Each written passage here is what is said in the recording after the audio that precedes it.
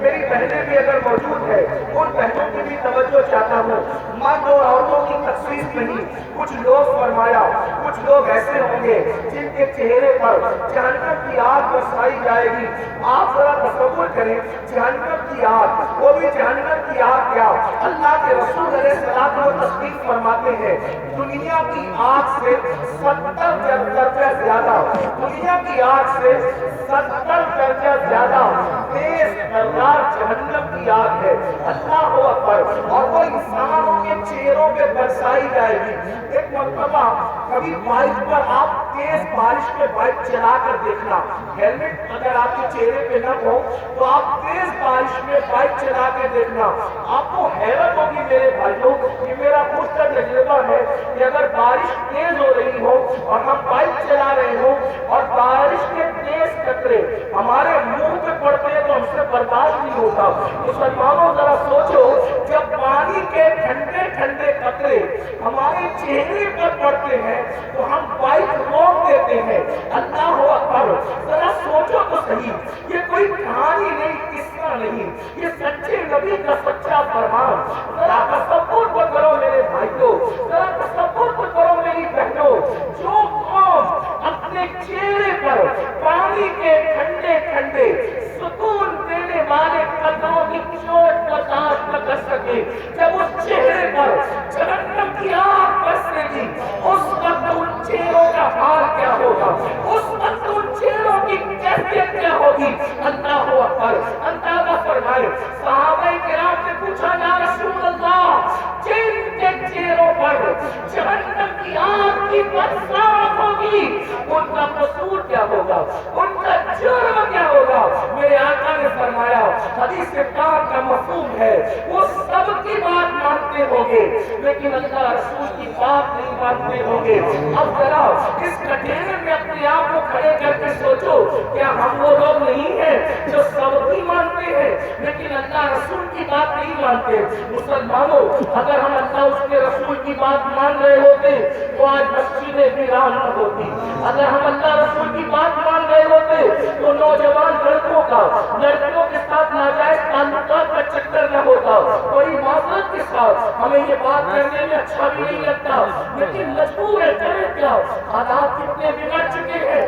80% نوجوان لڑکے اور لڑکیاں اس گویا کے اندر گرفتار ہے, اس جرم کے اندر گرفتار ہے, اور پھر وہ اس کو گناہ بھی نہیں سمجھتے. لا الہ الا اللہ. سوچو تو صحیح, ایک تو گناہ ہے اور اس کو گناہ بھی نہیں سمجھا جاتا, بلکہ بات اور معذرت کے ساتھ دیندار لوگ بھی اس چکر سے نہیں بچ پا رہے. اللہ ماشاءاللہ, وہ بھی لوگوں کو دیکھ کر کے, سیریل اور فلمیں دیکھ کر کے داڑھی تو رکھ لی, ٹوپی تو پہن لی, اچھا کرتا تو پہن لیا, لیکن کوئی حسن سامنے سے ٹکرایا تو پھر دل قابو میں نہ رہا.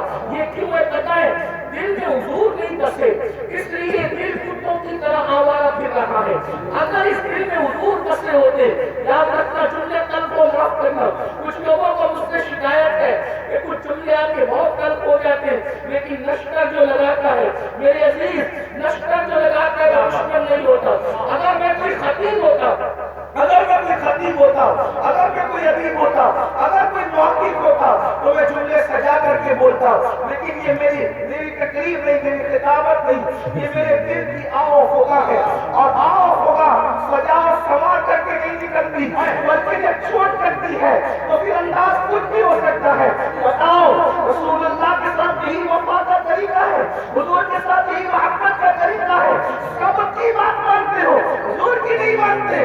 اللہ اکبر. اگر پولیس والے اعلان کرتے 10 کے بعد مائک نہیں چلے گا, بولو مائک تم بند کرتے ہو کہ نہیں کرتے ہو, 10 کے بعد تم گھر سے نہیں نکلو گے, کرفیو لگ گیا, کوئی نکلتا ہے گھر کے باہر, حیرت ہے. اچھا کرتے ہو, پولیس کی بات سنتے ہو, مجھے اس پہ اعتراض نہیں, لیکن آپ سے پوچھتا ہوں, پولیس کی مانا اپنے نبی کی کب مانو گے, ڈاکٹر کی مانا اپنے نبی کی کب مانو گے. اگر تمہارا نام پولیس کی ڈائری میں لکھ دیا گیا جیل جانے کا خطرہ ہے تو تمہاری نیندیں اڑ جاتی ہے. اور رسول اللہ نے فرمایا, جس نے جان بوجھ کر ایک وقت کی نماز چھوڑ دی اس کا نام جہنم کے دروازے پہ لکھ دیا جاتا ہے. پولیس کے رجسٹر میں نام آئے تو تمہاری نیند اڑ جاتی ہے. جبکہ کوئی بھاری برتن آدمی لے جاؤ تو نام کٹ سکتا ہے, رشوت دے دو تو نام دباؤ نہ تو نام کٹ سکتا ہے، لیکن اللہ اکبر، جہنم کے دروازے پہ لکھا ہوا نام کوئی کارپوریٹر کٹوا سکتا ہے، کوئی عالم کٹوا سکتا ہے، کوئی رشوت کٹوا سکتی ہے۔ کون سے مسلمان ہو، تمہیں تو نیند بھی نہیں آنی چاہیے کہ ہمارا کیا ہوگا، ہمارا کیا ہوگا کہ ہمارا نام روزانہ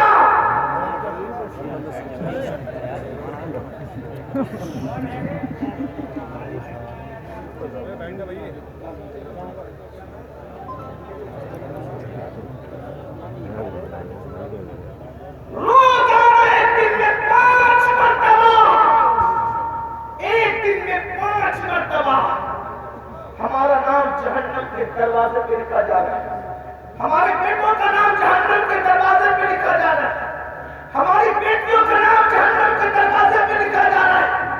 نیند کیسے آتی ہے؟ نیند کیسے آتی ہے؟ انہوں نے رکھوایا مولانا کی ذمہ داری ہے حق پیش کرے، سچائی پیش کرے۔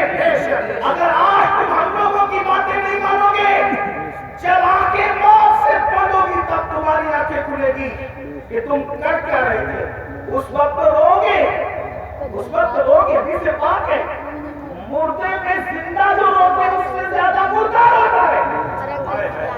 اس وقت مردہ روتا ہے، ہائے مجھے دنیا نے دھوکہ دیا، مجھے دنیا کے مال نے دھوکہ دیا، مجھے دنیا کے منام نے دھوکہ دیا۔ مگر اس وقت کا رونا کام نہیں آتا، فرشتے اس کو طنز کرتے ہیں، ظالم، جب تجھے پکار پکار کر کہنے والے نصیحت کرتے تھے ہوش میں آ جا، سدھر جا، سمجھ جا، اس وقت تو نہیں سدھرتا تھا۔ ابھی تو گھمنڈ تھا مال پر، ابھی تو گھمنڈ تھا حال پر، ابھی تو گھمنڈ تھا لمبی کاروں پر۔ قرآن کہتا ہے لا تنس نصیبک من الدنیا، قرآن کہہ رہا ہے او مال و منال پر گھمنڈ اور غرور کر کے اللہ کو بھولنے والوں، دنیا سے اپنے نصیب کا مت بھولو، سوائے کفن کے اس دنیا سے تم کچھ ساتھ نہیں لے کر جاؤ گے۔ کفن بھی کفن، کفن بھی جسم پر اسی وقت رہے گا، اللہ راضی ہے تو، ورنہ وہ کفن بھی جہنم کی چادروں میں سے چادر بن جائے گا، آگ کی چادروں میں سے